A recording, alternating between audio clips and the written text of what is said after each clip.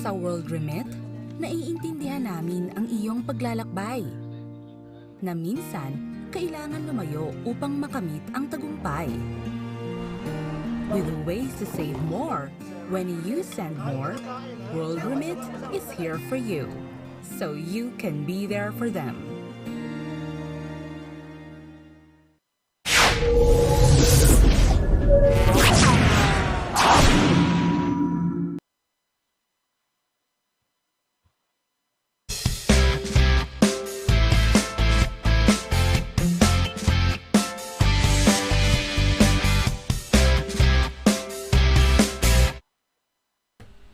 Happy Thursday, mga kaibigan! Thursday na naman.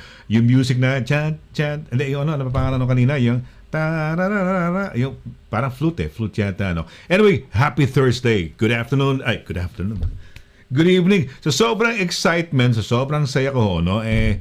Kung ano nasasabi ko. Kasi naman dito ho sa United Kingdom, medyo, pagka gantong mga oras, mga 7:30, sometimes maliwanag pa, no? Kaya parang afternoon dito pagka kainitan ng summer, mga alas 10 ng gabi, maliwanag pa, no? Naglalaro pa ng football yung mga bata, no? Good evening sa ating mga kababayan sa apat na sulok ng United Kingdom, sa buong Europa, sa buong mundo. Nako, meron tayong mga viewers from different parts of the world. So tuloy ho kayo, kabayan. Welcome ho kayo rito sa aming palatuntunang Immigration Corner, Immigration Corner. Immigration po pag-uusapan natin. At syempre, excited ako dahil ang kasama natin yung star of the show. Dahil kung hindi ho dahil dito, wala ho tayong show. Dahil, wala ho kong alam sa immigration. Mga kaibigan, ang brains and beauty na masasabi natin, very sweet, napakabait ho, napakatalino, no? All in one package. Walang iba kundi ang managing partner po ng Douglas Simon Solicitors. Walang iba kundi si Attorney LIRA SIMON-CABATBAT. Attorney, magandang gabi. Happy Thursday, Sonny. Oh, I'm so happy to be here nga. Talaga, I'm so excited. And thank you for the intro. Ang bait mo naman. So you're so... I tell you what, at Thursday is when I get my confidence, no? It's just, otherwise, Monday, Tuesday, no? Wednesday, Friday, tsaka the weekend, no compliments. Zero. No? Oo nga. Hindi, kasi kaya nga. So I'm also showering the compliments because it's true naman. And at the same time, we receive it every time we have the show. So we're so thankful, di ba? Na okay lang, at least nagko-compliment sila. They compliment your attire. They compliment everything in us, no? We're talking about hair the last time out, di ba? And people were also asking us about yung hair, no? So yeah, kumusta? Well, how was your week? How was your week? Kumusta naman? Oh, busy. Actually, speaking of compliment, tingnan mo, I'm wearing black, you're wearing yellow, ano? Oh, so, yes. They actually complement each other, black and yellow. So, totoo yan. Totoo yan. Alam mo ko bakit? Kasi ang yellow, sometimes, I don't know if you're into graphics, put in a black background, put in a yellow text, maliwanag. Diba? Okay, white text. Okay, white over black, normal yan. But if you put a yellow one over a black, mas tumitingkad, mas pansin, you can readable, diba? Usually ganyan diba?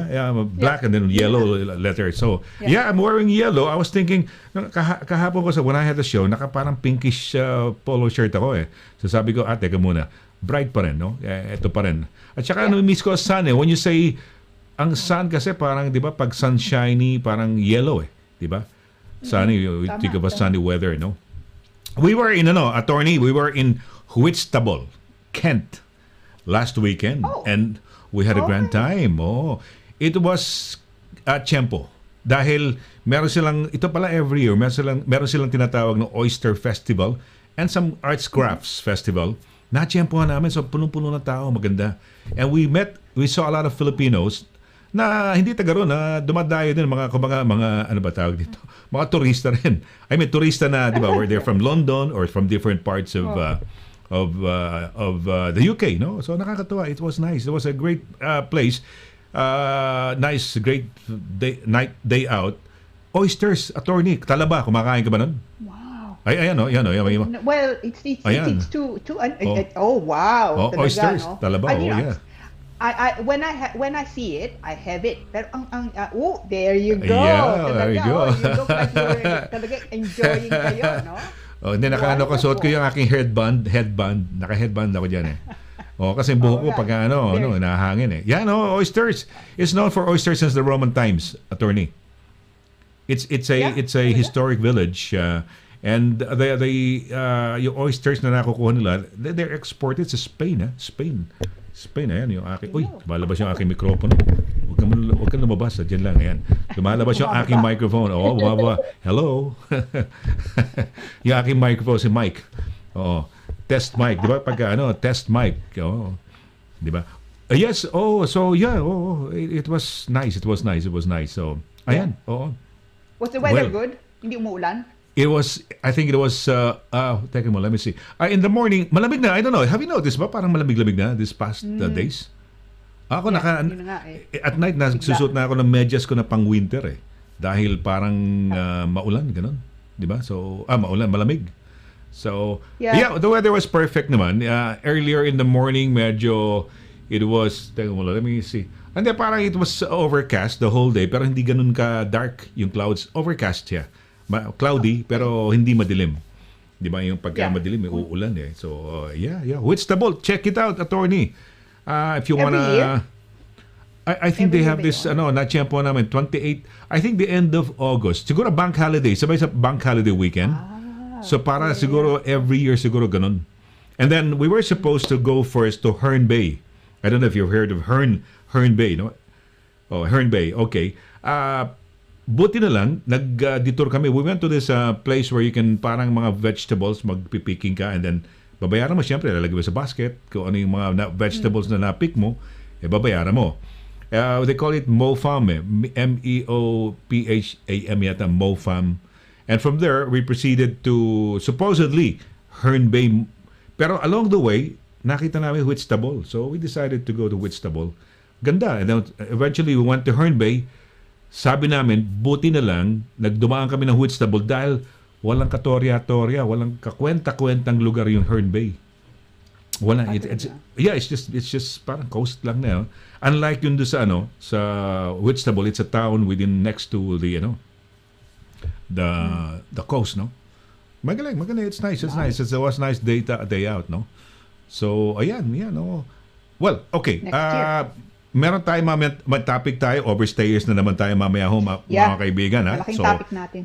Yan ang topic natin. So, overstayers kayo. So, yung mga overstayers, alamin natin, marami tayong malalaman ngayon. No?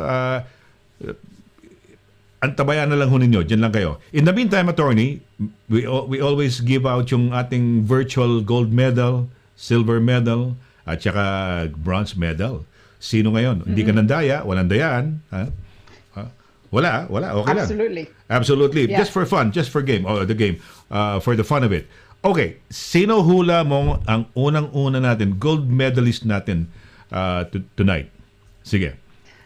Okay. I think Miss Paner will hold her crown. Siya last time, di ba? Siya ba last week? No? Siya ba last week, Miss Paner? I think it was last week, Miss Paner. Okay. Alright, sige.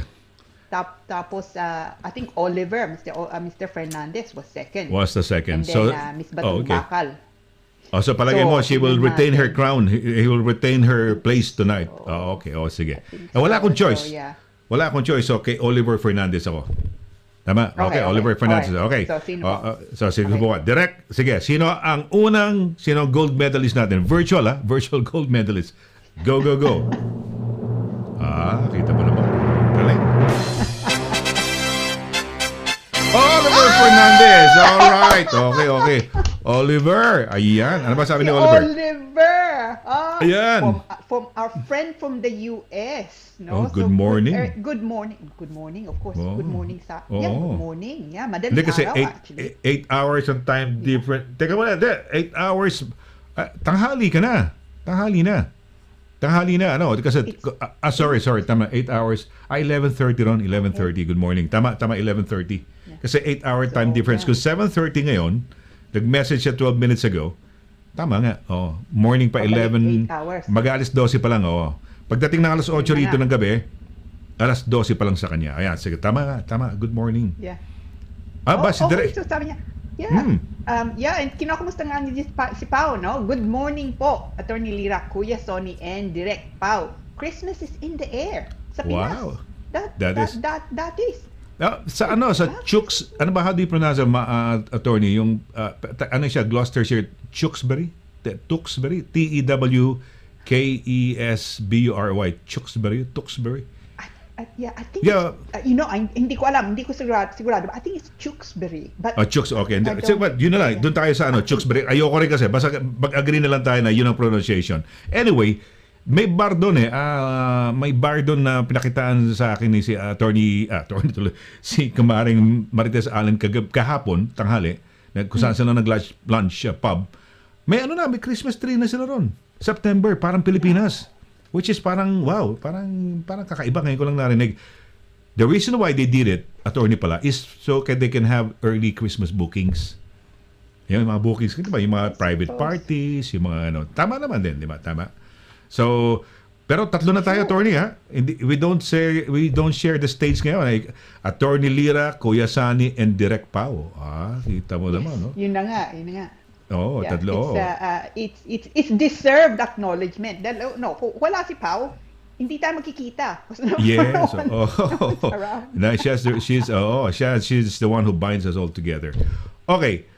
Sino naman ang ating silver medalist? Ayan. Virtual. Okay. I so, wag mo na ilalabas, ha? Uhula mo na si attorney. Miss Paner. Panerole. Okay, sige. Panerole. Titignan natin, mga kaibigan, titignan natin si Miss Paner pa rin ba? O hindi? Let's go ahead. Pao, sige. Roll. Yung ating yan, kita mo naman, ha?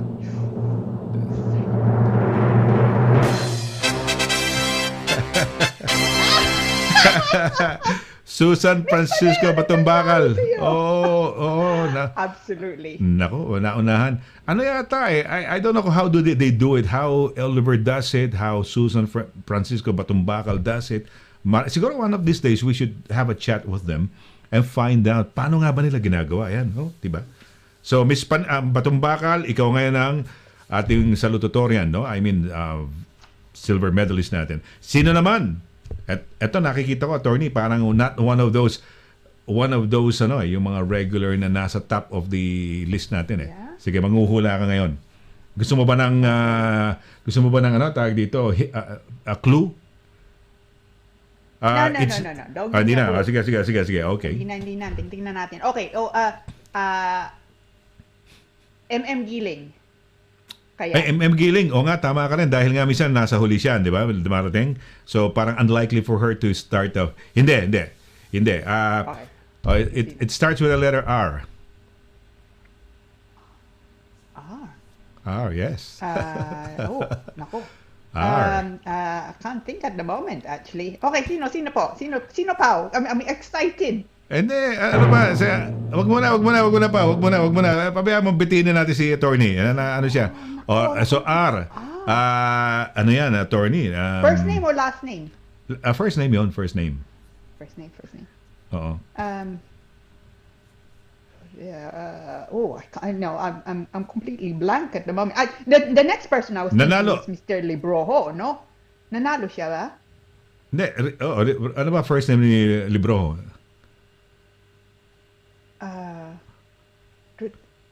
Si Rodrigo ba? Rudy. Tama. Okay, Rudy Libro. Si Rudy ba? Yes. So, direct, labas mo na. Ayan,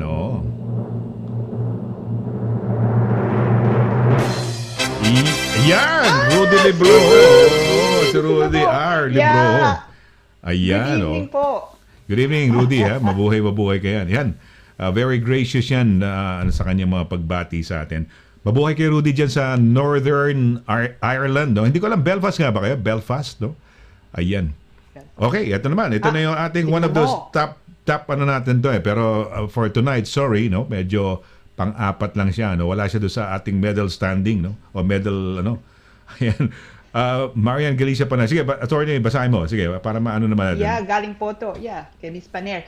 Hello po, magandang Kuya Sonny and Attorney Lira at sa lahat, happy Thursday po. Stay safe and God bless. Miss Paner! Oo. Abay, ikaw ang bet ni attorney, ha? Siguro magandang gabi, ha? Ito po, magandang siguro gabi. Kuya Sunny. Nasabi niya magandang Kuya Sunny. So, ayun, no? Kuya, magandang ano. She probably means it. Oo, yeah, oo nga. Marian, ikaw talaga one of those top favorites natin. Kayo ni Oliver, ni Miss Batumbakal, pumapasok yan. At saka sino yung isa nating regular natin na 3 in a row, 4 in a row? Sino yun? Maris. Sino Maris? Maris din. Hindi, meron tayong attorney, sino yung kompleto? Tigbaw, sino ba yan? Hindi naman basta she was consistently every week na di ba? Si Miss Paner ba yun? Hindi naman yata eh. I think it was a different one eh. Si Miss Tigbaw. Miss Tigbaw?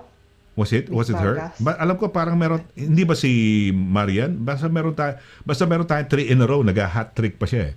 Sino yung... Yeah, si Miss Paner yun. Si Miss Panera. Okay. Parang meron ako Alzheimer's. Pasensya na, Miss Panera. Mariana. Okay, sige. Go. Uy, nako, ito si Ma'am. Ayan, sige. Tuloy natin si Ma'am Cora. Oo.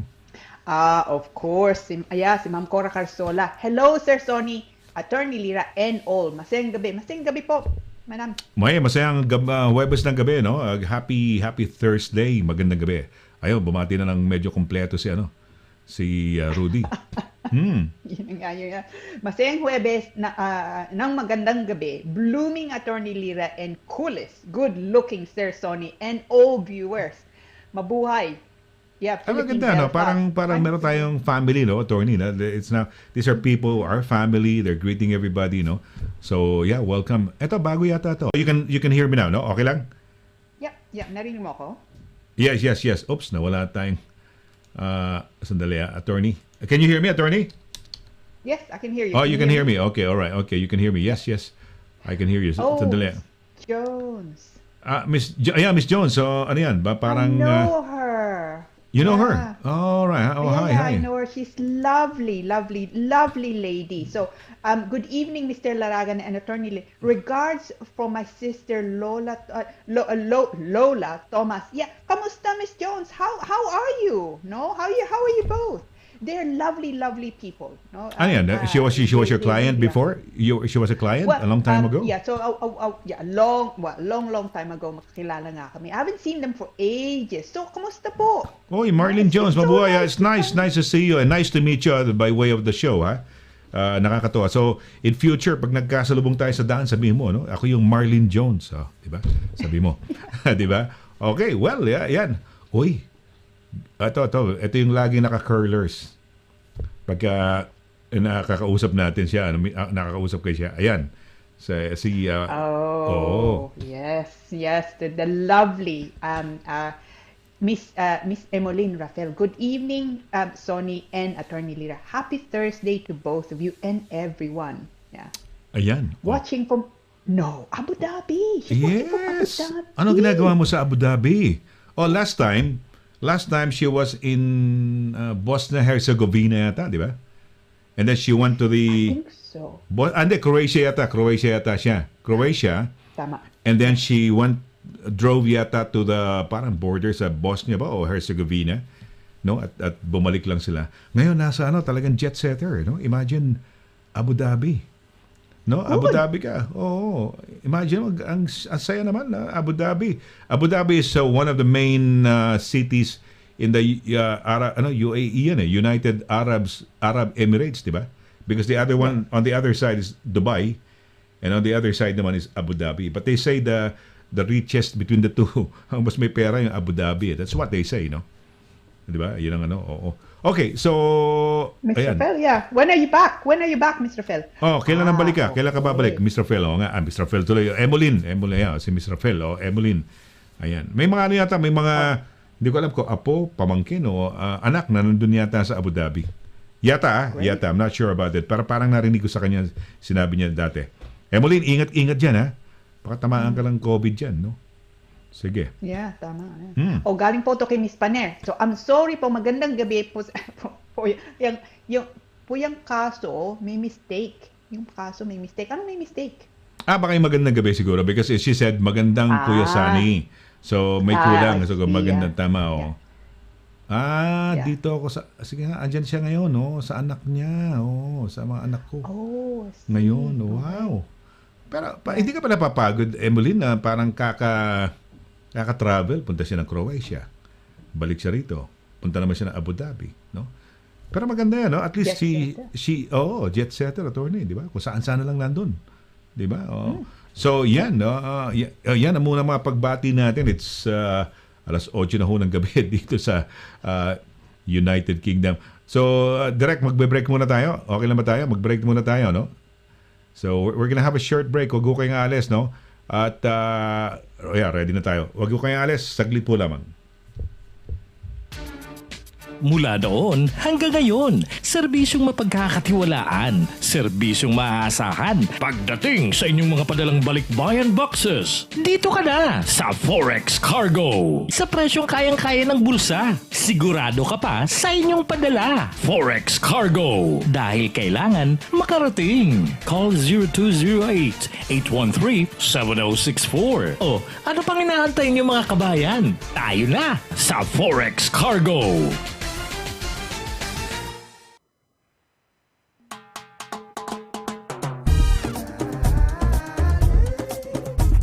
%100% all natural, tasty, healthy, versatile, 4 unique flavors. Taste a real sauce. Galettos. During these trying times, we salute the frontliners who are tirelessly caring for all of us against the COVID-19. To all the courageous nurses, doctors, carers, and paramedics at the NHS, words are not enough to thank you. We at Highlight Express International are here to support you back with a full semester 10% discount when you send your balikbayan boxes to your family in the Philippines. Dahil ang Highlight Express International ay para sa pamilya.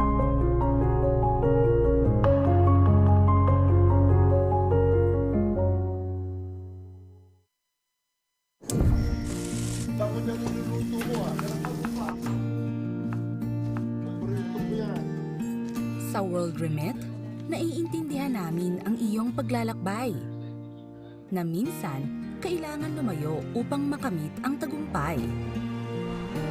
With ways to save more, when you send more, World Remit is here for you, so you can be there for them.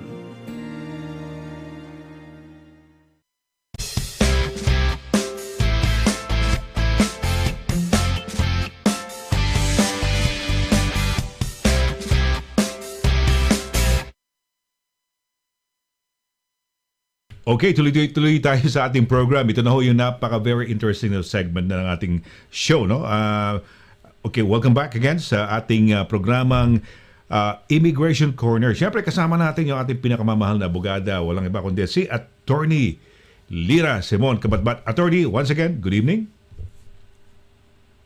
Happy Thursday uli po. Happy Thursday. Okay, ito na yung pinakaabangan natin, mga kaibigan, yung meron tayong lesson tonight, no? We've been talking about indefinite leave to remain and so on and so forth, kung ano-ano pa mga pinag-uusapan natin. Ngayon, ang pag-uusapan, direct, pakilabas nga lang siya sa aming ilalim, yung ating, pakilabas lang yung ating card dyan. Ayon, ang topic natin ay overstayers. Ayan, okay. O sige, well, attorney, take it away. Yeah. Sige, go ahead please.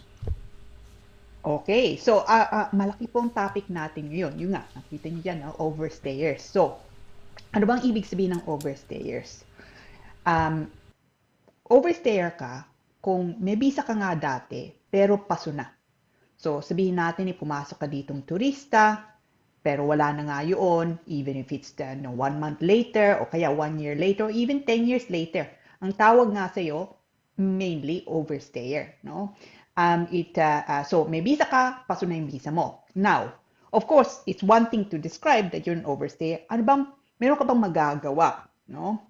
So oftentimes, mga tao, pagka nakikita ko sila, they will say, okay, overstayer na ako, paso ng visa ko, meron ba akong magagawa so makakuha ko ng visa? Can I do something to regularize my stay? Now, so yun po ang tatalakayin natin nga ngayon. That's why I'm saying malaki nga ang topic natin. Now, so we'll go through the various routes, no? I mean, maraming pwede natin nga tingnan, but mainly the ones that I come across come into these categories. So, ang una pong titingnan natin, so overstay ka na, matagal ka na dito sa UK, sabihin natin, you're looking at years. So, there's something called the 20-year long residence route. So, ibig sabihin, kahit wala ka ng visa nga ngayon, pero matagal ka na nga dito, if you've been in the United Kingdom 20 years plus, no, pwede mo asahan yung 20-year route. Now, yung 20 years, pinalitan yon pumalit yun sa 14-year. Some of you may remember, I mean, we're looking at over 10 years ago na, no? There was something called the 14-year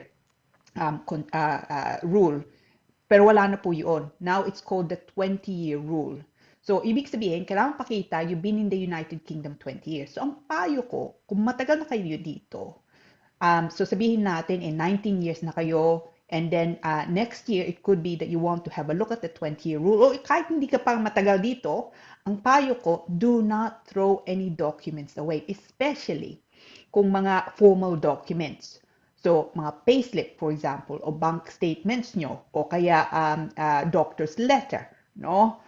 Remittances, huwag niyong itatapon, no? Just put it to the side. It could be useful later on.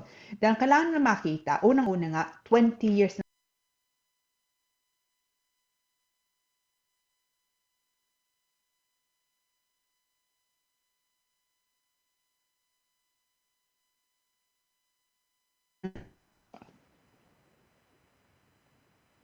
Oh, there we are. Sorry, we're back. Bigla akong nawala doon. So hopefully you can still hear me, no? So, balik tayo sa 20 years. So, huwag niyong tatapon po mga dokumento niyo. So, as I say, kung meron kayong mga remittances, ganoon, huwag niyong tatapon. Put it to the side, no? So, ang unang-unang gusto na makita, have you actually been in the United Kingdom 20 years?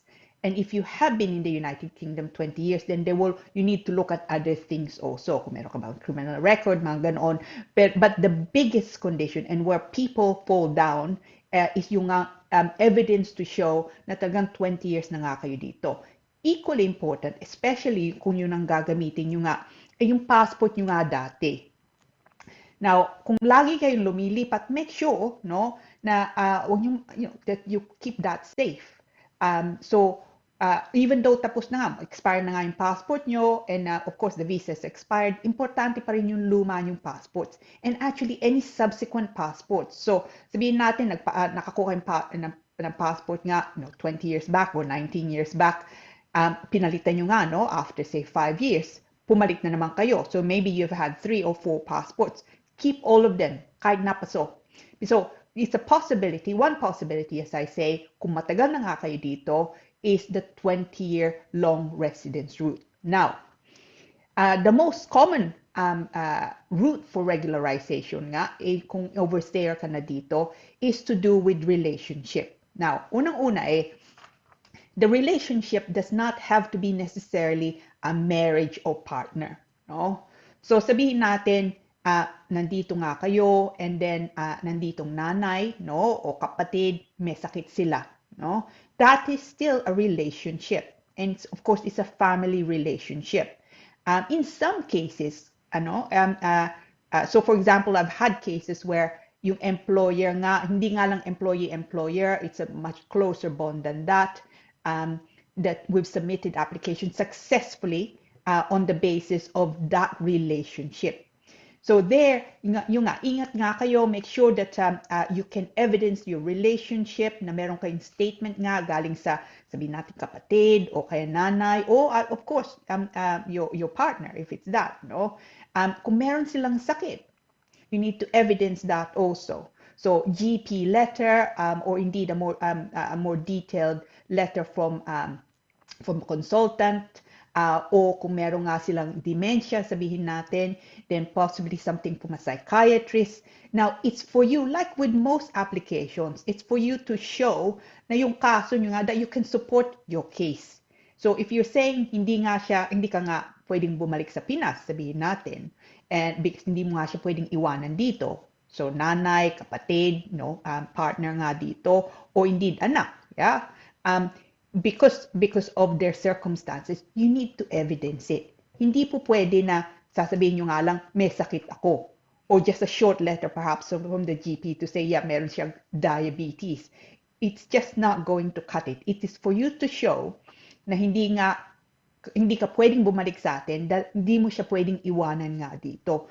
The more evidence, the more substantial the evidence is, then the higher the chances of you succeeding now with your application. So a relationship type application, absolutely, you can make that, you can look at that and potentially even succeed, depending of course on your situation. So it doesn't have to be marriage, but it has to be a substantial relationship. So if you're only dating someone, for example, chances are that's not going to be enough to satisfy the home office.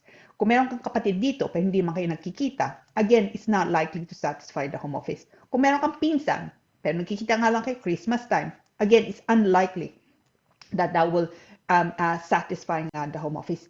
Again, it is for you to prove that your case is exceptional, that to leave the United Kingdom would be in breach of yours and theirs, family life, private life. So again, it's evidence that is paramount. So doctor's report, statements nga, yung statement parang affidavit, for you to say how close you are and for them to say also how close you are.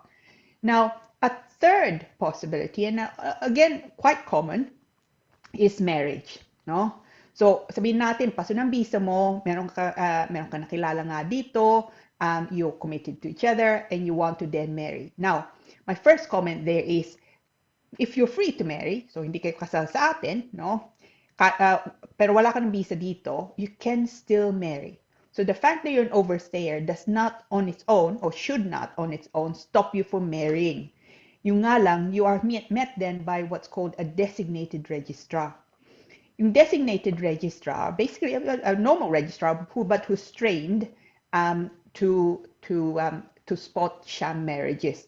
So mangyayari nga, you go, you report to them, you meet with them nga, and then they will say to you, kailangan namin sabihin sa home office na itong intention nyo. That's their job, and they're not picking on you. It is something that they have to do, Now, so yung nga lang, kung wala na kayong visa, be careful when you do register to meet with the designated registrar. So, importante po, seek legal advice because you are, of course, potentially in danger in making yourself known to the home office. So, ingat po nga lang kayo before you take that step. But absolutely, even though wala ka ng visa, you can see about marrying in the United Kingdom. But there are just steps you need to take beforehand to ensure that you protect yourself, Now, if however you are married nga sa atin, so sabihin natin kasal nga kayo sa Pinas, then you can nevertheless see about getting divorced in the United Kingdom. Of course, sa atin wala pong divorce, There's annulment, but that can be sometimes difficult. Because maybe your husband or wife na sa Pilipinas, they don't want it, and of course nandito kayo and you can't therefore petition for the annulment, and of course matagal nga yung annulment. So you can nevertheless petition for divorce in the United Kingdom if you're considered to be what's called habitually resident. So if you get a divorce in the UK, you can then marry in the United Kingdom. It will be a valid divorce. It will be a valid remarriage. But again, it's not quite as simple as that. So before doing anything, seek legal advice. But the good news is, kahit kasal nga kayo sa atin, as long as you see about getting a divorce in the United Kingdom, you can still marry here. And if you make an once you're married, you don't, the home office will look at your application nga, not really under the normal spousal rules dahil wala na kayong visa eh, paso na nga, no? But so they will look at a similar thing, are there exceptional circumstances? Will there be what they call undue hardship to the parties? Again, it's for you to show, no, evidence nyo na talagang hindi kayo pwedeng basta-basta makauwi sa atin. So it could be things like yung asawa nyo nga Briton, sabihin natin, hindi niya alam Pilipinas, o may sakit siya, o may pamilya nga siya dito, o dito nga ang career path niya, may magandang trabaho nga siya dito. So all those things, it's again for you to satisfy the Home Office that to go to the Philippines to pursue a family life is near enough an impossibility, no? And that it would therefore be in reach of your private family life, yung Article 8, if they require you to do so. But the good news is it is a possible route again. Now, another relatively common route, but obviously for people who've been in the United Kingdom a while, is kung meron kayong mga anak. Now, this is actually something na pag-usapan nga natin in more detail perhaps next week, which is children overstayers. May panibagong kaso that only came about actually in the summer. I think it was July when it was published. And it is of concern to a lot of immigration practitioners like me, which is the 7-year rule. But yun nga, tatalakayin natin maybe next week because it's quite a big topic on its own. But generally, kung dito nga matagal na yung bata dito, sabihin natin kahit hindi nga siya pinanganak, pero dito nga siya na lumaki, and he's been in the United Kingdom for say 7 years plus, no? Then it's possible to also make an application on the basis that to remove the child from the United Kingdom would be unreasonable, no? So if they've been here for 7 years plus. Now, another possibility is kung dito nga pinanganak yung bata and 10 taon na siya, no? So, in that case, actually, dito nga siya pinanganak, 10 taon na siya, you can in fact apply for the child to be registered to be British, kahit wala nga kayong visa, kahit wala nga siyang visa dati, then of course, he follows your status as the parent in the UK. But despite all that, kung dito siya pinanganak, and he's been in the United Kingdom continuously, and he's now 10 years old, you can still apply for him to be registered to be British. Kung maging British nga siya, then there's every possibility na yung magulang nga niya can potentially also, can apply and may well get leave to remain in the United Kingdom. So mangyayari, yung bata, no, would then have British citizenship, you would have limited leave to remain in the United Kingdom. Now, for all those applications, dahil wala na nga kayong visa nung nagpasok kayong application, ang unang visa bibigay sa inyo is usually 30 months. So, 2.5 years po. No? During that time, pwede kayong magtrabaho dito. Generally, not always, but generally, no recourse to public funds. So, hindi kayo pwedeng kumuha ng pera sa gobyerno. You can, of course, travel in and out of the United Kingdom. Hindi nyo kailangan kumuha ng panibagong visa bumalik nga dito. In some cases, absolutely, you can also, in most cases, actually, you can also apply for family members to join you in the United Kingdom. But we're talking about really immediate family. So, anak, mga asawa, no? And yung anak nyo, usually those under the age of 18. So, dependents nga. So, and then before that visa is going to expire, you need to extend it. And if you continue with that type of visa, the leave to remain outside the normal rules, then you need to show total of 10 years po, or near enough 10 years in the United Kingdom. Pagka maabot nyo na yun, then you can make an application, in fact, for indefinite leave to remain. Settlement na po yun. Pagka-settled status na nga kayo, then the next step is to apply for naturalization after 1 year of getting settlement status in the United Kingdom, and then you can make then you can become potentially British. No?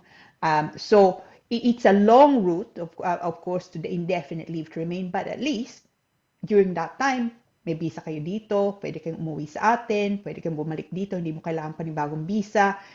You can work in the United Kingdom. You're not limited as to the type of work. You're not limited as to the hours of work also, no? At saka kung gusto niyo magbiyahe, gusto niyo pumunta nga sa Croatia, or indeed Abu Dhabi, it's easier to get, of course, a visa if you have limited leave, even if you have limited leave to remain in the United Kingdom. So, kung mga kaibigan po natin, kung nanonood nga kayo ngayon o meron kayong mga kakilala, kung wala nga kayong visa, look, it can be quite it's of course a horrible situation nga to be in, and you should avoid it if you can. Pero kung yun ang status nyo nga ngayon, payo ko, don't despair, no? It's before you get into before doing anything though, get legal advice po, no? Even if it's only a fixed fee nga interview or a fixed interview, and see ano bang options available sa inyo. Don't assume na wala nga aking pag-asa. But at the same time, be careful nga din po, no? Dahil may mga tao nga na bola-bola, no? Na sinasabi na, merong ito mangyayari, may amnesty, mga ganon. There's no amnesty. I may say that again, no? In the United Kingdom. So, but it does not mean na wala nga kayong pag-asa forever. It could also be na yung sitwasyon nyo nga ngayon na hindi pa pwede, and if you have frank legal advice, no, they would say to you, okay, ngayon, wag muna kayo magpasok ng application. It could be that your circumstances change, and therefore, your chance of becoming regularized in the UK also changes. But for the moment, hindi nga pwede. So you can so kung ano man sitwasyon nyo nga ngayon, even if it's even if you're advised not to make an application, it doesn't mean na a year from now or 2 years from now, ganun na naman. So don't despair. No, I know it can be quite a difficult position to be in, but seek advice. And sometimes it's also a good idea to maybe just see someone maybe every year, no, or every 6 months, depending really kung anong how worried you are about your situation. No? So hopefully that is of some benefit to sa mga kababayan nga natin. But again, if you have any questions po, no, and you're worried, you don't really want to, is it worthwhile seeing someone also, email me, no? Papakita natin mamaya yung email ko. Email me, and I hope to at least be able to point you in the right direction. But the thing to take away from this is, kung ganyan situation nyo, don't despair. We can talk about it. Ayan, okay. We can talk about it. Okay, don't despair. Attorney, first question lang, bakit pinilitan? I think was in 2012, no? Bakit in-increase? What was the rationale behind that na from 14 to 20? Ano daw? Bakit daw? May naamoy mo ba? Anong during that time? Bakit daw? Yeah, I mean, it's difficult to be certain, but my suspicion is it was then in the press, no, yung 14-year rule, and it got bad press, and sabi nga, and it also under the 14-year rule, if you qualified under that, indefinite nang bigay sa'yo, hindi yung 2.5 years. So the press essentially said, newspaper said, oh well, this is why is this happening? No, it's why are people simply being regularized nga ganon. So I think it was the change was in direct response nga to the negative press that came about with the 14-year rule. Sayang nga because it was actually the 14-year rule I think should have stayed, because 14 years, matagal na ka, ibig sabihin matagal ka nga dito sa UK. You're nearly a decade and a half, no? You have established absolutely your private life, if not a family life in the United Kingdom. So I think it was as a response to bad press. Are there cases, may mga cases ba tayo na ganyan, that they can wait for 20 years? Have you heard of cases? Kasi ang tagal, di ba? Parang dumating ka rito lang ilang taon, 25, 40, sabagay, kung mga 20s ka lang, okay pa, no? Mga early 30s ka, okay pa. Pero kung dumating ka na rito ng mga 40s, parang, di ba, bubunuin mo yun. sabi mo, ipunin lahat ng mga evidence yata, no? That they were probably here for the past, till the earliest time, no? 20 years. Paano yan, attorney? I mean, ano ba yung question ko? Ang haba, meron bang cases? Are there people moving, hindi ba moving forward? Yung forward, stepping forward to say, hey, I've got 20 years of stay here. Meron ba? Absolutely. Yeah. Ako nga, at the moment, I actually have a few, 20-year rule cases, no? And ito, look, 20 years, tama ka, Sonny, matagal na yun. But you see, life kind of, life gets, you just carry on, no? Yung mga kalayante ko, usually they've been they arrived in the UK maybe in their late 20s, 30s nga. Tapos meron silang pamilya sa atin, silang nagpapadala, silang nagsusuporta ng lahat, lumalaking pamilya. They haven't felt able to simply return. Oh, they like the United, and on top of that, they like the United Kingdom. So it's actually not as unusual as you would think.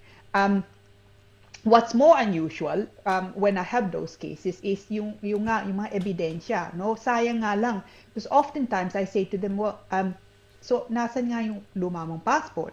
And it's very common to say, oh, well, nawala na, no? Dahil lumipat na ako at least 10 times.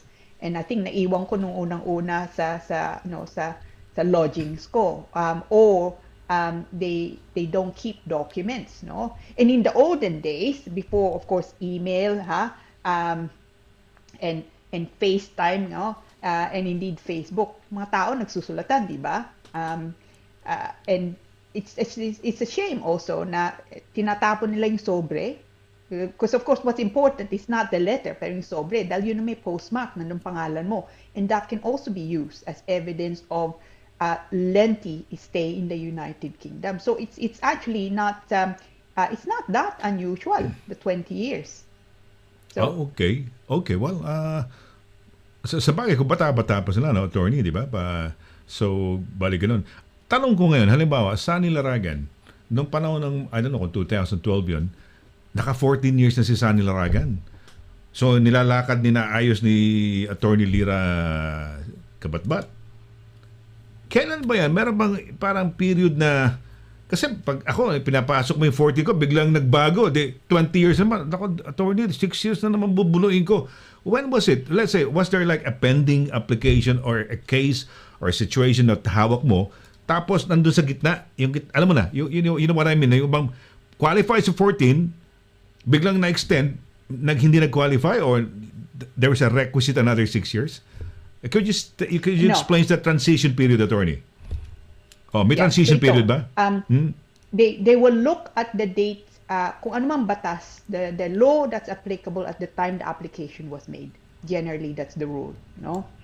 So, kung nagpasok ng application under the 14-year rule, and then at the time it was still in existence, yung nga lang tapos inalis na, in the meantime, nawala na nga, they still need to consider under the 14-year rule. Hindi nga dadagdag yung 6 years. And that applies generally, not always, but generally across board. So kung ano man batas at that time you make the application, that is usually what needs to be followed. Now, separately though from that, sabihin natin so yun ang batas, but differently from that is case law.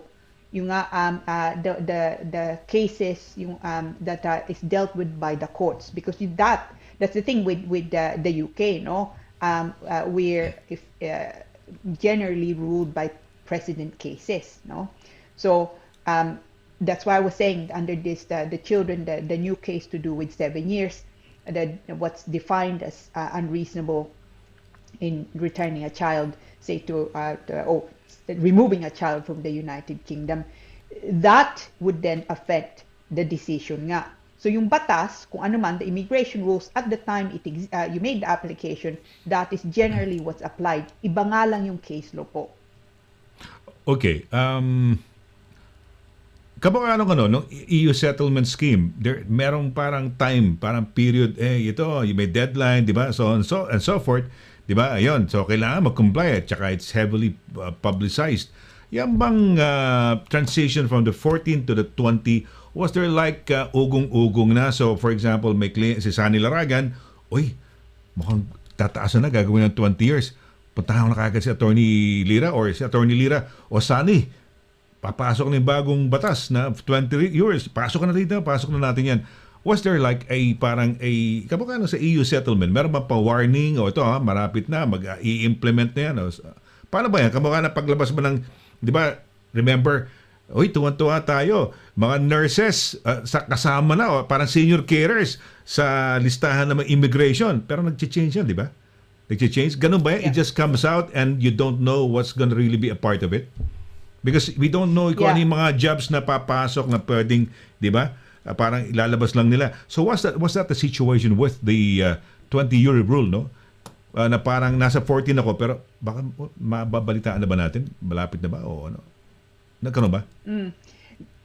There was very little press nung nagbago nga from the 14 years to 20 years. I mean, for obvious reasons. Dahil ayaw nga nila, I suspect they didn't want to encourage people nga, no, to make an application even if they qualified under the 14-year rule. So there was no prelude to it, no? So there was no press to say, okay, kung 14 years ka na, you must make the application now because on Monday, papalitan na namin, it'll be then the 20-year rule.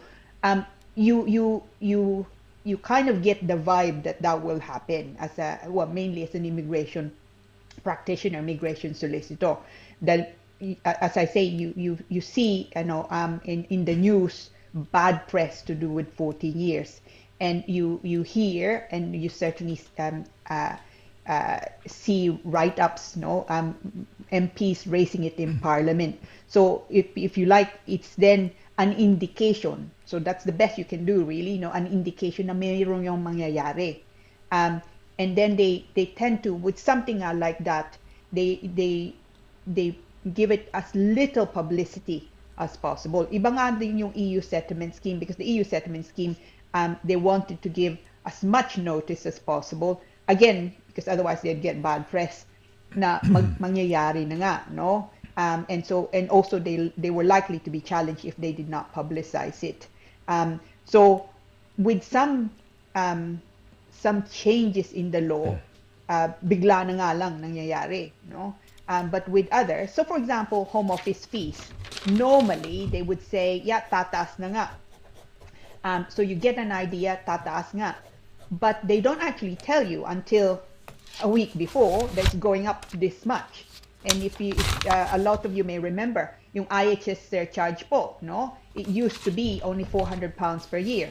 They did give a lead time, but now of course it's £600 per year. So yeah, so don't get, with the 20-year rule, not much notice. Okay, well, pero were there a lot of people left out in a way? Parang, uy, sayang, nakahabol, nagpinasok sana namin, di ba? Sometimes people, di ba, they extend yung, kunyari, pwede na sila sa permanent residency. Minsan, nagdi-delay siguro for some reason, money, na nagtatagal, no? So marami bang ganun, balita na, sayang, hindi kami nakahabol, labas na kami, ganun? Meron bang mga ganun? May mga kliyente ka, attorney? Yeah, no, hindi naman ganong marami, because of course even 14 years, ibig sabihin matagal na sila dito, no? So yeah, but even now actually meron mga nakikita matagal na nga sila dito, and they're actually, some have been in the UK years, decades nga, no? And they would have qualified under the 14-year rule. Tama ka, no? Sayang nga lang, but the law changes on a regular basis. That's why I was saying, kung paso na po ang visa nyo, no, rather than just getting, try not to get, of course, it is a terrible situation to be in, but you should seek advice, because hindi nyo alam. It could be na you actually have a possibility now, but it could also be na you don't have the possibility now, but you have it next year, no? Or at least someone will, you should get advice as to ano bang dokumento na you need to make sure hindi nyo tapon. No? So it's good to get advice. We were at Ashford outlet, attorney, di ba, if you're going to France, the first stop is, or even Belgium, no? The first stop is Ashford International, parang sa train. But meron Okay. ding outlet, designer outlet. We met this, wow, I was shocked, ha? Na-shock ako dahil ang daming Pilipino, attorney. Hindi ko alam kung maraming pera Pilipino, hindi ko alam kung mahilig mag-shopping ang Pilipino, but everywhere you would bump into Filipinos. Ngayon, ang tanong ko lang, kasi kailan ba nagkaroon ng in-country switching? Kasi meron kaming nakausap, kumusta ka na? Ano ka? Ano ka ba? Ganto ganyan. Nurse ka ba? Ganyan. No? Tanungan. Ano sila? Carer, but they arrived as tourists. Tourist visa or visitor's visa. And then may auntie yung babae, yung asawa ng lalaki, babae. Auntie niyan, nagawa ng paraan, nakapasok yata sa isang care home. Napalitan. Nandito sila. But it's all started as a tourist visa, silang mag-asawa or visitor's visa. Kailan tong yung mga, 'di ba allowed ba? 'Di ba hindi allowed yung in-country changing? Pwede ba yan? Yeah, so kung visit visa ang pagpasok nga nila dito, generally you cannot switch, no, kung visit visa to, well, frankly, to anything, no. Well, that's the whole point of a visit visa, visitor nga lang. So most of the time, actually, kung visitor visa, what happens then is, so matagal nga dito, it could be napaso na nga din yung visa, they then got regularized on the basis of relationship, for example nga, no, and then it could be that limited leave to remain ang visa binigay, and then now they can change, may visa nga sila to leave to remain, for example, on the shortage occupation list. But generally, hindi po yung pwede. Kung visa ang pagpasok nyo dito, you can't, as a general rule, you cannot switch that to anything that provides you with any form of, longer stay or permanency in the United Kingdom. Kailan pa yan, attorney? Kailan pa? Kasi they were able to, they were able to do it. Sayang, hindi ko nakausap. Pero alam ko, nanonood sa atin siguro, hopefully, dahil sabi namin yung ating TV network, no? Okay, well, attorney, okay, yeah. If it's 20 years and you overstay, parang wow, it's too long. But one of the remedies to regularize that is marriage, sabi mo, di ba? Tama ba? Yeah. Okay. Yeah. So yung Go ahead. No, tama ka. It's a possibility of relationship, one of which of course is marriage. Yeah. Ayan, pero ano tawag dito? But if they go to the registrar, you said there's a special registrar because trabaho lang, hindi to personalan, hindi something na but there's a certain, registrar specialist or special registrar who will report this to the home office, and you were warning them, be careful, seek advice, dahil, if they're found out, they're gonna be deported? Paano yun? So, parang hindi rin safe. Parang nando ka sa ding, this is a remedy, but this is not also a remedy because I'm going to be caught out. Di ba? Paano yun? Tama ka.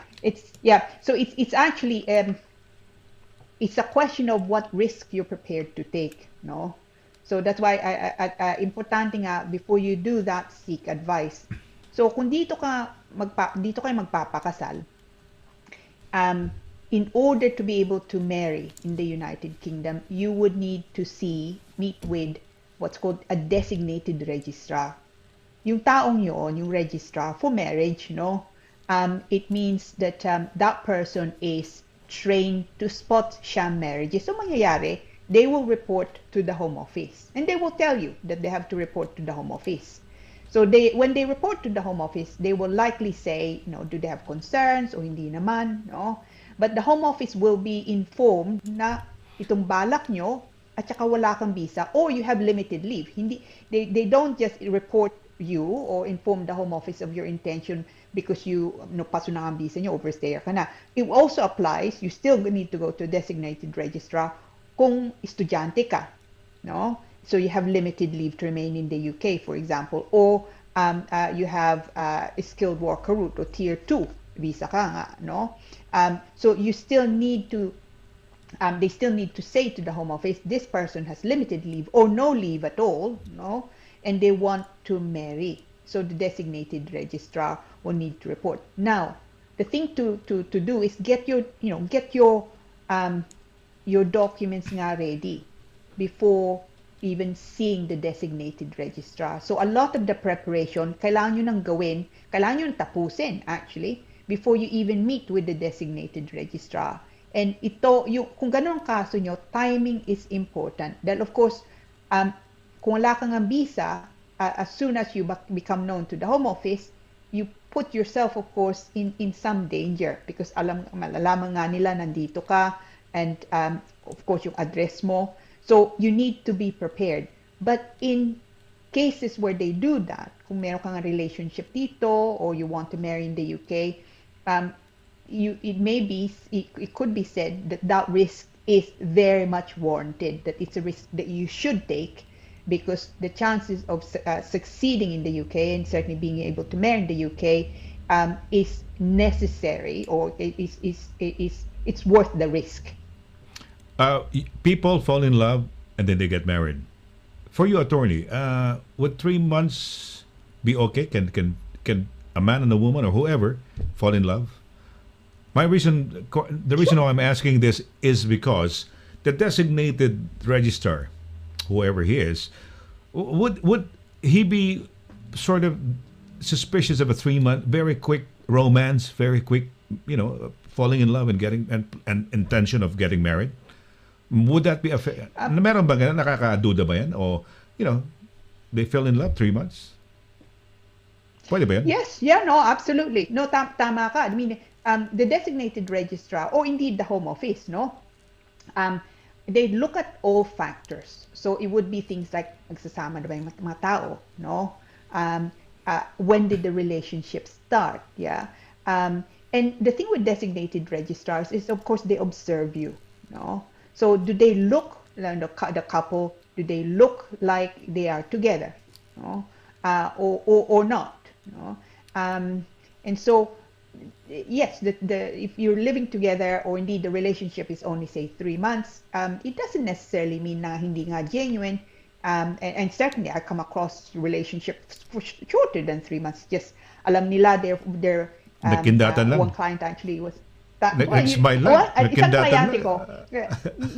One client of mine, sabi nga niya sa akin, alam niya, hindi pa sila matagal, no? But they knew they were meant for each other, no? From the off na nagkita sila, which was so nice, no? Yeah, that's yung nice. Napaka-sweet, no? Romantic. Di ba? So, talaga. He's meant for me or she's meant for me. Okay? We're meant for each other. Absolutely. Wow. Yeah. As sweet naman. Talaga kaya minsan sarap in love, no? Talaga nakakakilig. Oy, attorney, we'll be entertaining a couple of medyo nakakatuwa, hindi naman weird questions for immigration natin. Game ka naman siguro, no? Maski malayo to, pumasok Alright, ito, first question, yung medyo malayo sa atin, pero tingnan natin kung paano sasagutin to. Ito nga, abangan nila Rudy Librojo, nila Oliver Fernandez, nila Marian Galericia Paner, kung paano mo sasagutin to question. Ha? Attorney from Maida Bustamante. Ayan, that's her name. Ayan, okay. Pakibasa, attorney. Ayan. So, okay, Miss Bustamante. So, ang tanong mo pa. So, good evening, Attorney Lira and Sir Sonny. Ang gamit ko po. Ang gamit ko po. I'm using ang gamit ko pong passport ay Spanish. Original po akong Pinay. Gusto ko pong ulit magkaroon ng Pinoy passport aside from my Spanish. Ano po bang dapat kong gawin? Okay, Ms. Bustamante. So actually, this is to do with dual nationality. Discuss mo yung parang Republic Act. Ano ba yung sinasabi mo? May mga notes pa ako rito. Republic Act 1226 ba? 2003. Yeah, Republic Act 2003, no? Okay. Yes. So we can actually, so ito po, so una, so Spanish passport holder ka na, pero original Pinay ka, no? So gusto mong kumuha ng passport uli as a Filipino passport. Ano kailangan mong gawin? Now, Ms. Bustamante, ito po. Firstly, you need to just check nga with the Spanish authorities that getting another passport nga will not compromise your Spanish citizenship. I don't think it will. I think the Spanish actually allow dual nationality. So on that assumption, no, na the Spanish authorities allow dual nationality, ikaw you are considered under the Republic Act 2003 to be what's called natural born Pinoy, natural born Filipino. So ibig sabihin po, you can apply go through the process of what's called retention of your Philippine citizenship. So you have to go through the oath taking and all that. So kailangan mong panibagong passport also. But you should be able to get that. Now, at the moment, it may well be difficult to get an appointment, no, to do your oath taking as atin. But there's a form. So if you go on the Philippine Embassy website, the UK one po, no, there's a form, there's a link. You click on that, and that is the form that you need to complete for in order to get your Philippine passport, no. So you are natural born Filipino, which means you are entitled to get your Philippine passport. So the answer is absolutely you can do it. So go on the website. Kung hindi mo makita, email me tomorrow and I'll send you the link. It's the form together with various documents na kailangan mong pasok. And then you need to do your oath taking. Once you've done your oath taking, you can get then a Philippine passport and you can have both. O nga, pinag-usapan natin to. Yeah, okay. Pinag-usapan natin to one or two episodes ago. Kailan ba yun, no? And you were talking about... Last week. Last week yun, no? Diba, was it natural, parang considered natural born na yung anak ng one, at least kung maski one of the parents ay Filipino citizen, diba? Pinag-usapan natin last week. Tama. Pero Filipino citizen na hindi pa naka-acquire ng British citizenship, or it doesn't matter, yata, reviewin nga natin, attorney. So it doesn't matter if the mother, although Filipino originally, or Filipino na kailangang naka-dual ba? Ganon? So, kung yung anak, pinanganak nung Pinoy pa rin yung nanay o tatay, no? You just need one parent to be Filipino nga. Either parent, yes. As long as when the child was born, one parent is Filipino citizen, then that child, doesn't matter kung saan siya pinanganak, it will be regarded natural born. Now, kung yung but if both parents at the time the child was born was not Filipino citizen, then the child will not be considered natural born Filipino. So it really depends on nung pinanak siya, yung nanay o tatay ba Pinoy. Ayun, nakakatuwa ang sinabi, ipinanak. Talaga hirap na hirap si attorney mag-Tagalog, you know? Ipinanganak. Nasabi, ipinanak. Pinanganak. Ayun, ipinanganak. I eat my vowels. Hindi, kasi, ilang taon ka na rito? Ilang taon ka na ba sa UK, attorney? Abay, mga kaibigan, doon sa mga late viewers, or for the people, those who are, baka hindi nyo alam, si attorney po ang kauna-unahang Pinay o Pilipinong abogado dito sa United Kingdom. So, this is tama yan, di ba, attorney?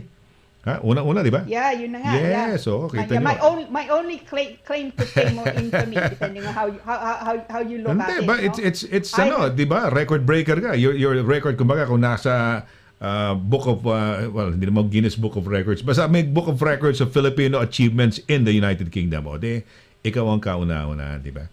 So, yeah, so, ilang taon ka na rito? How long have you been here in the United Kingdom now? So it shows you well, hindi ko dati age, hindi ko tatanungin kung anong age ka nung nandito ka. Hindi ko tatanungin kung anong age ka nandito, kundi how long have you been here now? I have now been in the United Kingdom over 30 years. Wow, 30 years. Yeah, over 30 years. So over 30 years. Over 30 years na po ako dito. So in 30 years ago, no, it's there were not so many Filipinos for one thing, no, and so I benefited nga from that, and so I was fortunate enough at the time to have been able to study and to finish and to qualify, you know. So ikaw, Sonny, ilan taon ka na dito? Okay. I was here in 1999, no. And 30 years ago, 1992 siguro, 1991, I was in a TV network called ABC5. Yeah. We were the early reporters of that network. And yes, nakakatuwa naman. 1992, 91, no? Ngayon, 2001, no? So, 30 years ago ka pala. So, 30 years ago, nasa Pilipinas ako. And I was in broadcasting, together with boss ko si Tina Monson Palma. I don't know if you've heard of her. Tina Monzon Palma. She's one of the veteran mga broadcasters, newscasters, no, sa Pilipinas. Mike Enriquez, he does anchor the Channel 7 newscast. We were together in one network, no? Yung DZXL, Radio Mindanao Network. So nakakatuwa naman. Imagine mo, dami na ng mga Pilipinos na ano, no? Pero going back to sa 20-year rule, talaga, attorney, may mga kliyente kang nasa 20 years? Yes. Yeah. At the moment, I have a few going at the moment. Nga. So, I mean, sila, 20 years is a long time. Pero yung life kind of moves on, no? Busy ka, you making an okay living nga, ano? And for a lot of them, kailangan nilang kumita dito, no? Marami silang sinusuportahan nga sa atin. So they haven't felt, even if they wanted to, they have not felt na pwede nga silang umuwi, no? And that kind of just continued, which is somewhat sad, no? It's a long time, no? It's a long time na to not be able to see family, not be able to go on holiday, you know? So, but yung sakripisyo nga nila, so it's it can be a very sad situation, but that just shows you, no? The sacrifices people are prepared to make for their family. You mentioned risk, no? Kasi there is an option. One option is, let it, go for the 20-year route, no?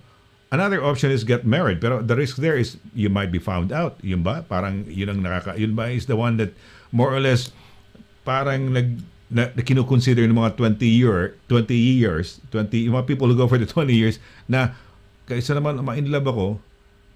Pero hindi rin eh. When you fall in love, di ba? Parang diba? When you fall in love, you fall in love. And perhaps yung lalaki o babae, whoever, whatever, whichever the case may be, siyempre, when they love you, they will do everything in their power to help you, diba?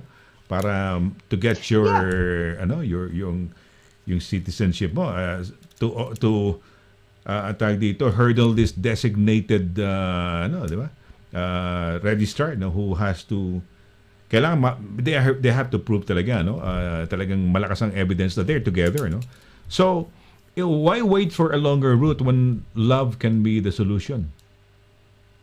Yeah, no, I mean it's often a question of choice, no?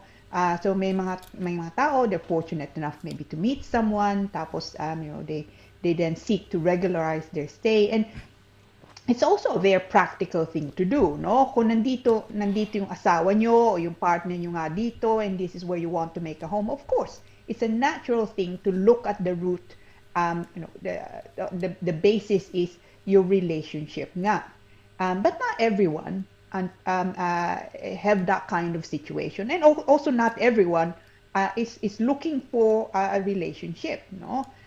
So it may be na yung tao is perfectly happy, no, not to have a relationship, or had a relationship but it then broke down, no, in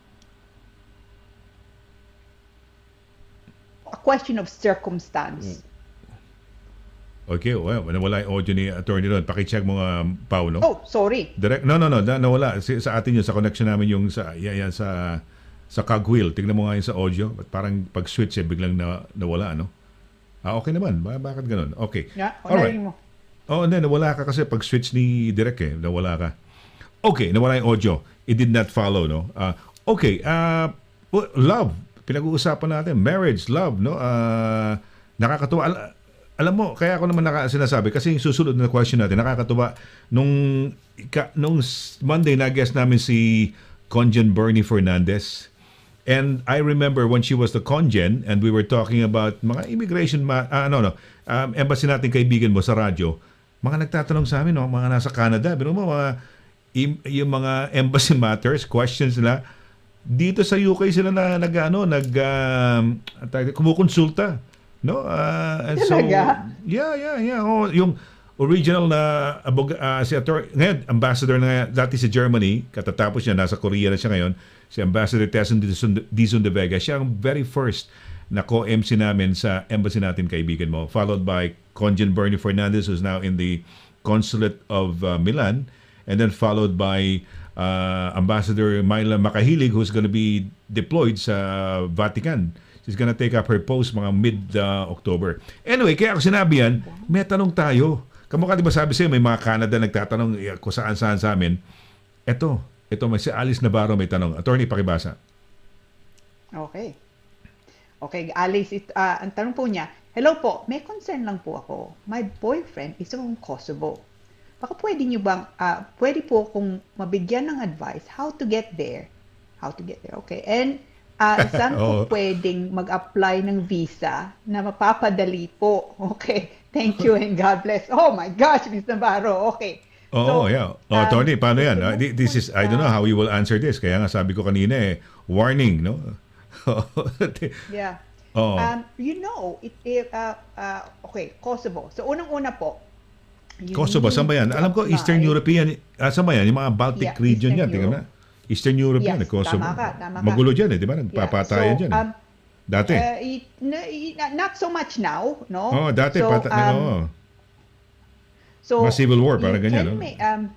So you need to make an application to the relevant embassy or indeed consulate nga. Now, for visa there. Now, Ms. Navarro, anong passport mo, no? Pinoy passport holder ka pa rin ba, or are you British passport holder? For some countries, kung British ka, or indeed kung Filipino passport holder ka, you don't necessarily need a visa to simply go and visit for a short space of time. You know? So it could be that you don't actually need a visa. Depends really kung anong passport mo. But ang gawin mo, now you piqued my interest, Ms. Navarro, no? Oo nga. I will actually look at this your question tomorrow or indeed tonight, no? So, kung mag-email ka sa akin, yung email ko, we'll flash it later on. Bigay mo sa akin email mo, and I will then email you the relevant link as to where to make an application, because that should not be really difficult, no? But do let me know, please, kung nanonood ka nga ngayon, ano bang passport mo? Are you British passport holder? Are you Filipino passport holder? Or indeed, you could be, of course, dual. But let me know, because then from there, I can then say to you, okay, kailangan visa o hindi mo kailangan visa. And if you need a visa, ito po ang link. So it's a good question. I don't know the answer immediately to it. I'm happy to look it up, and I'm happy to advise you. I am intrigued, no? Paano kaya sila nagkakilala? Paano sila di ba? Malayo, hindi makapasok yun, no? So, ano sila? Skype, Zoom, mga Messenger, Facebook Messenger, no? Dahil baka pwede niyo ako mabigyan ng advice how to get there, and saan ako pwedeng mag-apply na visa na mapadali po. Sa I don't know kung nasan siya, kung nasa UK o nasa Pilipinas, no? Why don't you ask your boyfriend? True. Di ba? Why don't you ask your boyfriend muna? Nakausap mo na ba yung boyfriend mo? Di ba? Oy, ang Pilipinas yata parang 100 million people. Dito, ilan ba tayo rito? Ang population natin, 60 million ba sa UK? I think more now, More now? Oh, okay. I can't remember. Yeah, I think we're more than 60 now. Hulaan mo sa Kosovo. Republic of Kosovo yan. Nasa Balkans, southeastern ba, Europe, but it's not a part of the Eurozone, no? Although it's a part of Europe, but not a part of the Euro, yung EU sigurong tinatawag, no? Hulaan mo lang, hazard a guess, attorney, gaano karaming tao diyan sa Kosovo? So kung ang UK over 60 million, over 100 million ang Pilipinas, over 1 billion ba? 1 billion, ilan ba ang Chinese? Sumusunod ang mga Indians Di ba? How many billion din yata Indians, so di ba? It could even be that Hula mo lang. Sige, katuwa lang. Sige. Already. Okay. Past the 1 billion mark? Yeah. Are you talking about the 1 billion mark? For Kosovo? No. Yung India. You said, I thought India yung sinabi mo. Oh, India.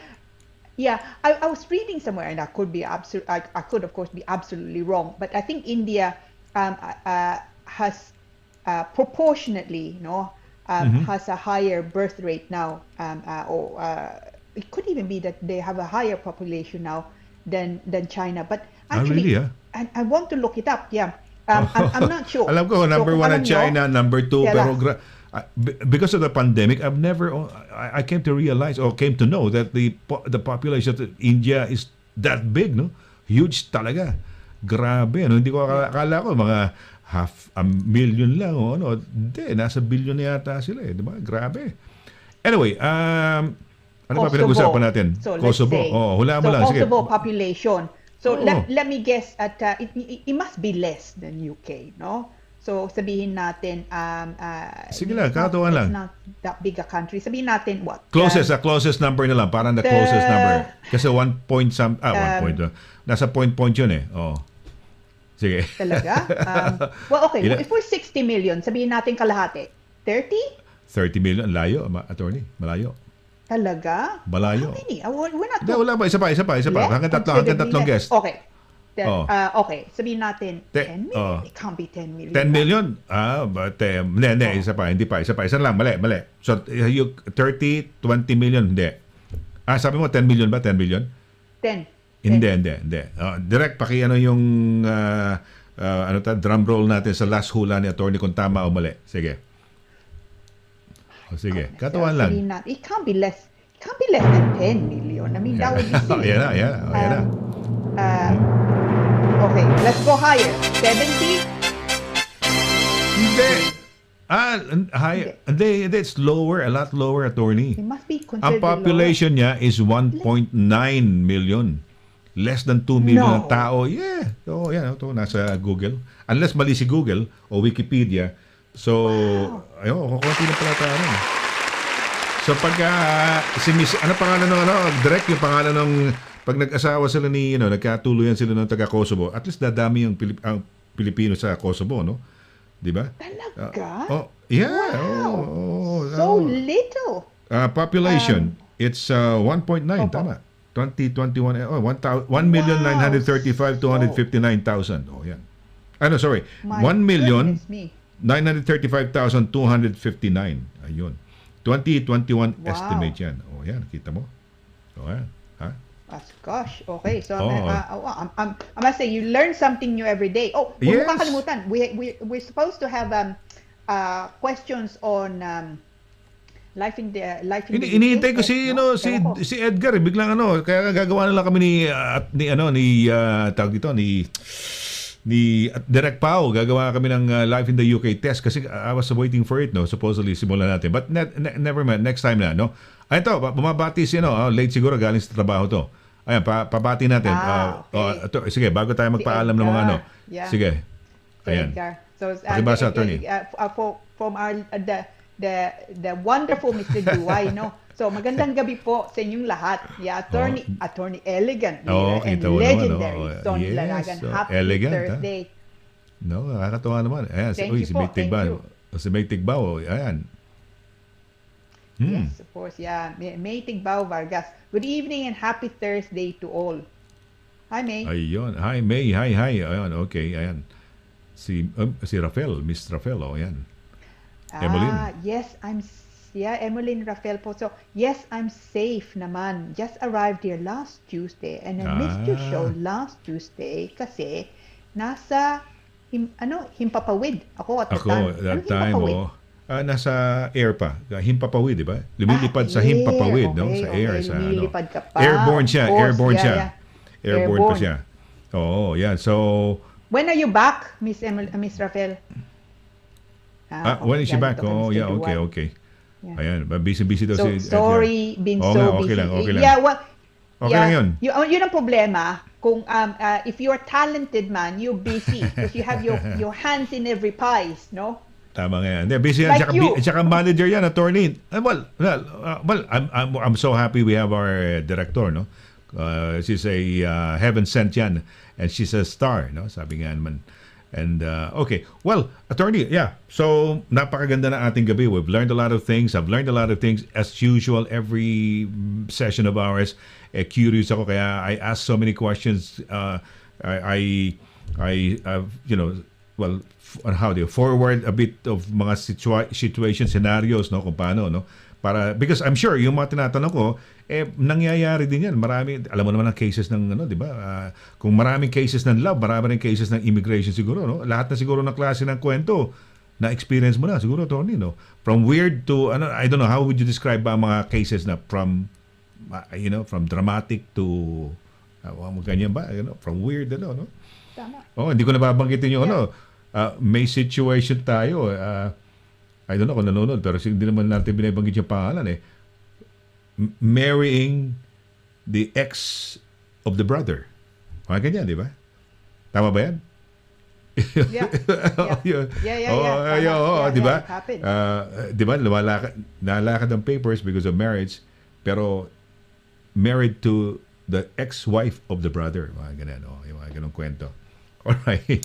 So nakakatuwa, di ba? A lot of stories, di ba, na come up, no? Okay. Alright, attorney, sige. How do they, contact you? Kamukha sino pangalan no? Direct yung yung in love sa Kosovan? Kosovan ba ang tao? Kosovan? Oo, yeah, taga Kosovo. Ayan. O sige, attorney, paalam na tayo. Go ahead, please. Okay, so kung meron pa kayong questions, especially yung kaibigan po natin who's trying to get to Kosovo, ito pong email ko, yung kabatbat@douglas2s tapos -simon.com. Better to email me. Of course, you're very welcome to try and call 0203-375-0555. Pero kung mag-i-email po kayo, pwede ba, ilagay nyo dun sa subject nga, Immigration Corner, no? Because oftentimes, binubuksan ko sa gabi, and then I read it, and I close it, and I can never find it again.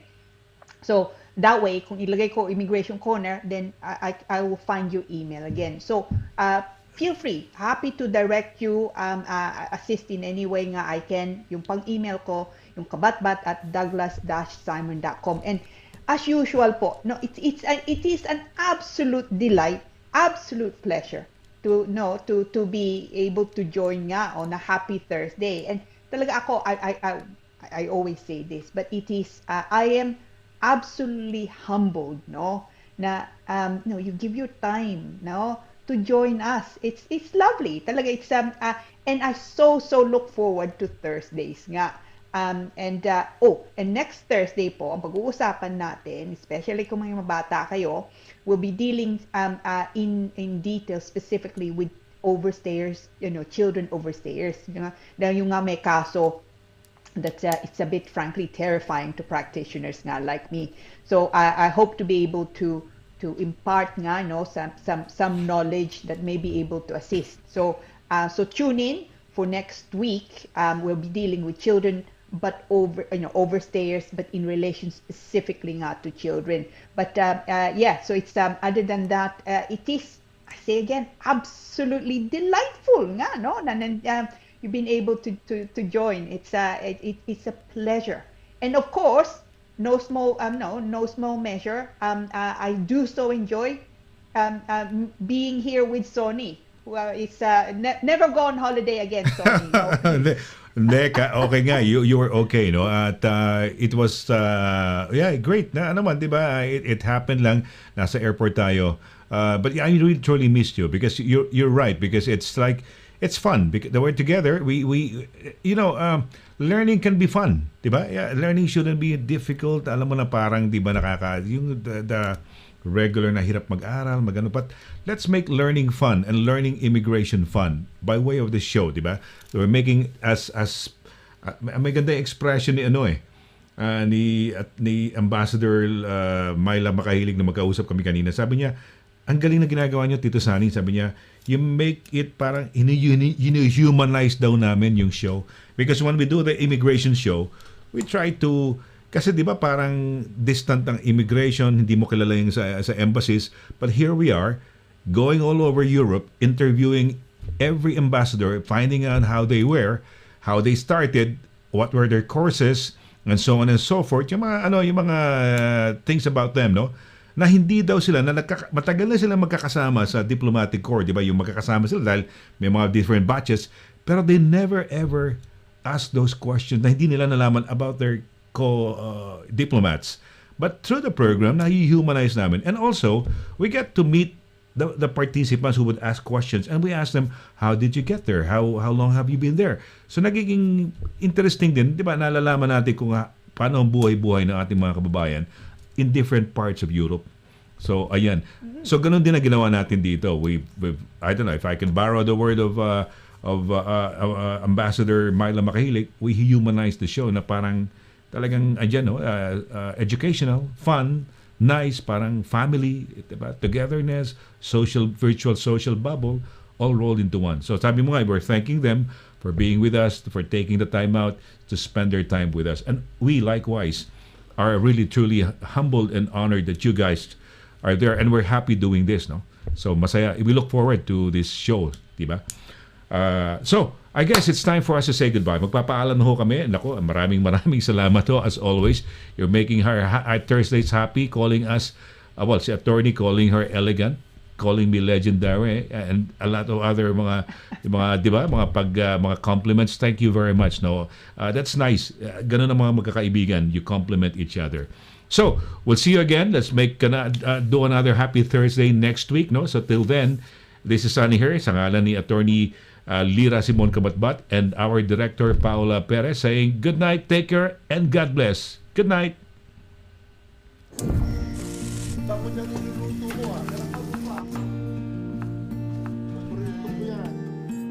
Sa World Remit, naiintindihan namin ang iyong paglalakbay. Na minsan, kailangan lumayo upang makamit ang tagumpay. With ways to save more, when you send more, World Remit is here for you, so you can be there for them.